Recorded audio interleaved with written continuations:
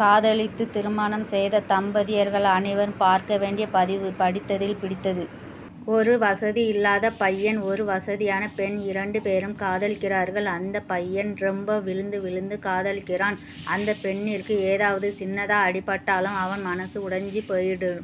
அந்த அளவுக்கு அவள் மேல் காதல். அக்காதலில் எந்த பிரச்சனையும் இல்லை. எப்பவும் போல பெற்றோர்களால் பிரச்சனை. ஒரு நாள் 2 பேருமே வீட்டை விட்டு ஓடி போய் திருமணம் செய்து கொள்கிறார்கள்.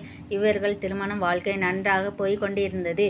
ஒரு 5 வருடம் கழித்து அந்த பெண்ணிற்கு ஒரு சந்தேகம். காதலிக்கும் போது விழுந்து விழுந்து காதலித்தான். ஆனால் இப்போது ஏன் நம்மளை சரியாக கண்டுக்கிறது இல்லை என்று அவள் நினைக்கிறாள். ஒரு நாள் அவனிடம் அவள் கேட்கிறாள், மாமா, நீங்கள் என்னை காதலிக்கும் போது தினமும் பார்க்கணும் என்று ஆசைப்படுவீர்கள்.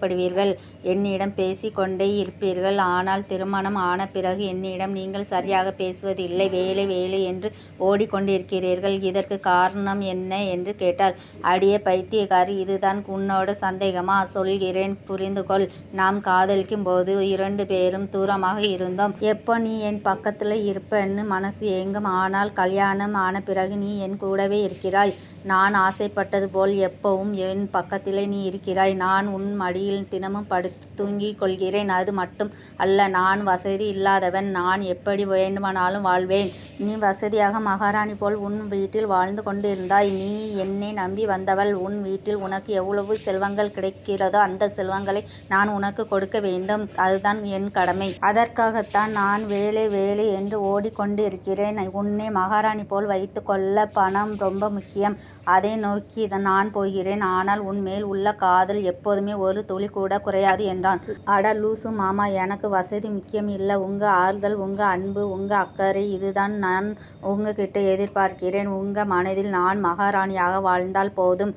சொத்து சுகத்தில் நான் ஏழையாக இருந்து கொள்கிறேன் என்றாள். அடியே லூசு பொண்டாட்டி, என் மனதில் நீ எப்பவும் மகாராணிதான். ஆனால் நீ சொல்ற மாதிரி அன்பு, பாசம் இதெல்லாம் எப்பவும் உண்டு.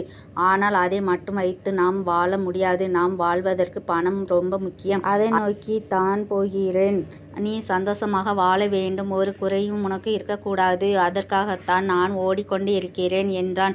அந்த காதல் கணவன். எவ்வளவுதான் காதல் இருந்தாலும் பணம் தான் குடும்பத்தை முழுமையாக்கும். உங்கள் கருத்துக்களை வரவேற்கிறேன்.